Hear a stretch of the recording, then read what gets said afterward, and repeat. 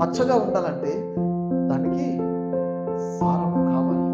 ఆ పచ్చగా ఉండాలంటే దానికి మొదటగా నీరందాలి. ఆ నీరందినటువంటి చెట్టు లోతుగా నాటబడాలి. ఆ లోతుగా నాటబడినటువంటి చెట్టుకు సారం ఉండాలి. ఆ సారము పొందుకున్నటువంటి ఆ చెట్టు అది నిత్యము కూడా చిగురించింది. ఆ చిగురించినటువంటి ఆ చెట్టు పూత పూస్తుంది. పూత పూసినటువంటి చెట్టు కాయలు వస్తాయి. కాయలు కాసినటువంటి చెట్టు ఫలాలు ఇస్తాయి. మరి ఆత్మీయంగా మనము కూడా దేవుని యొక్క వాక్యము సారముగా మనము తీసుకున్నట్లయితే ఆ వ్యక్తి నిత్యము కూడా చిగురించేవాడుగా ఉంటాడంట. ముసలితనం అని కాదు, నడువయసు కాదు, యవన ప్రాయం కాదు.